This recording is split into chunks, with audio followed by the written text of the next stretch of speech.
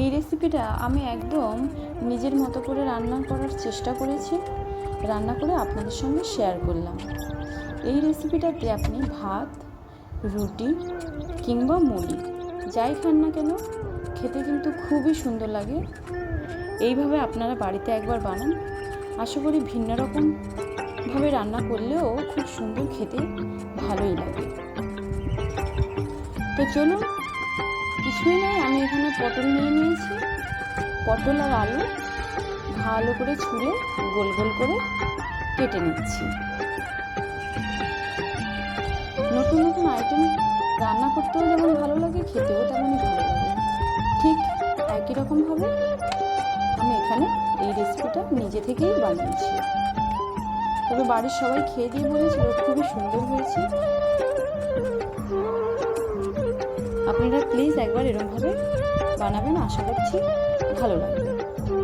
আমার এখানে পটলগুলো কাটা হয়ে গেছে, এবার আমি আলুগুলোকেও ভালো করে ছাল তুলে গোল গোল করে কেটে নিচ্ছি।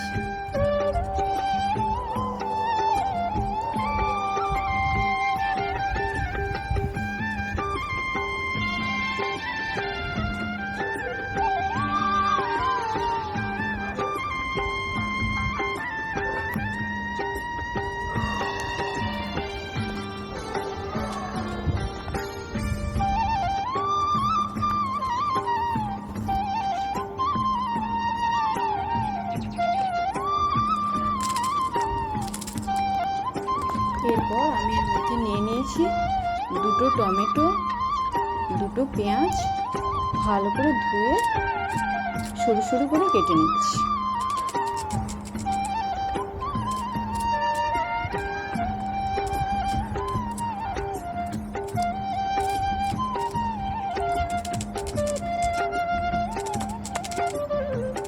এরপর আমি এর মধ্যে একটা মিডিয়াম সাইজের রসুন আর আদা নিয়ে সেগুলোও কেটে নেব আমি সুন্দর করে।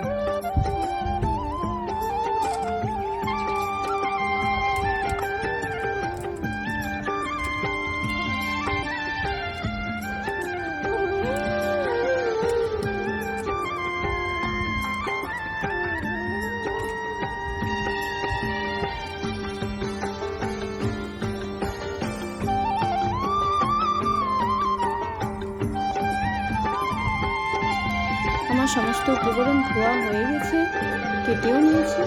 এরপর আমি ডিমগুলো সিদ্ধ করতে বসিয়ে দিলাম। উপর থেকে একটু লবণও দিয়ে দিয়েছি যাতে ডিমগুলো খুব সুন্দরভাবে সেদ্ধ হয়ে যায়।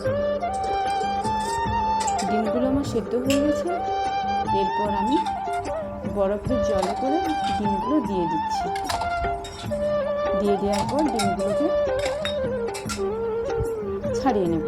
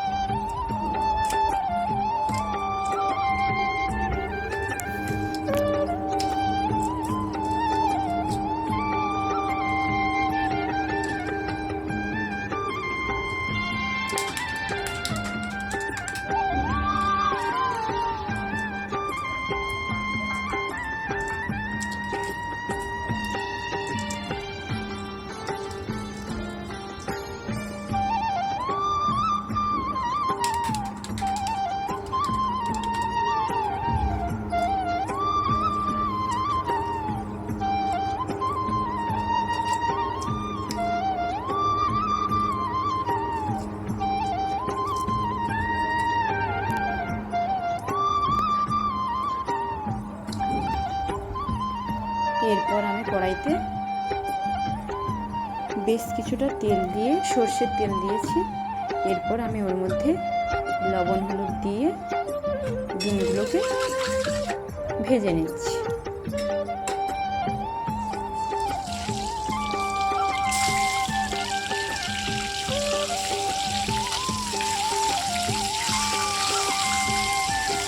খুব সুন্দর লাল লাল করে ডিমগুলো ভেজে নিয়েছি। এবার আমি তুলে নিচ্ছি।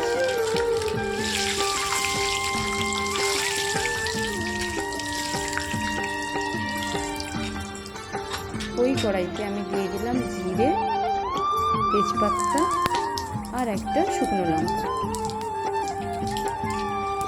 এরপর আমি কুচিয়ে রাখা পেঁয়াজ,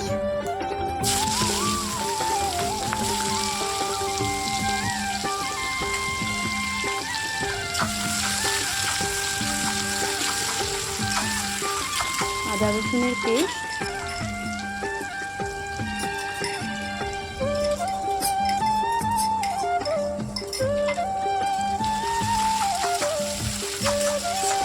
কয়েকটা কারি পাতা,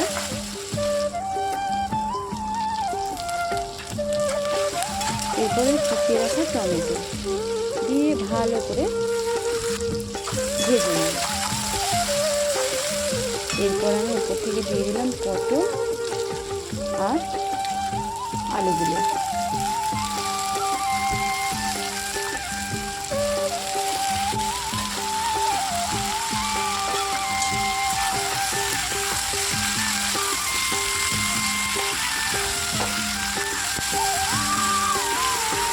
উপর থেকে লবণ আর হলুদ দিয়ে ভালো করে সমস্ত উপকরণ ভাজতে দেবো কিছু সময়ের জন্য।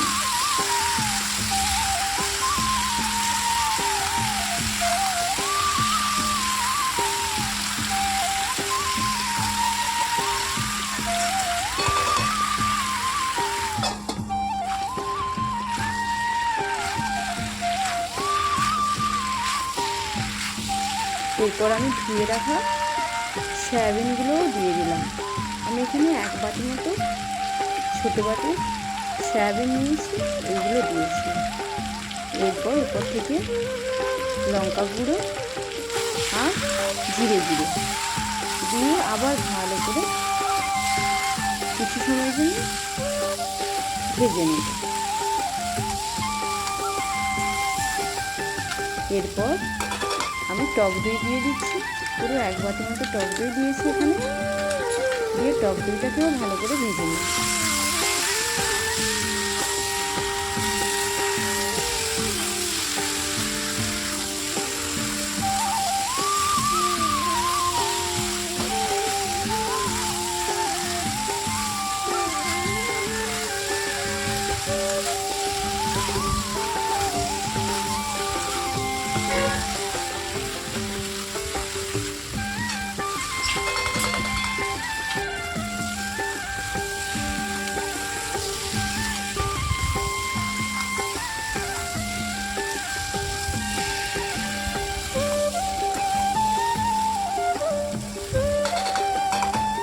এরপর আমি ঝোলের জন্য এখানে জল দিয়ে দিচ্ছি।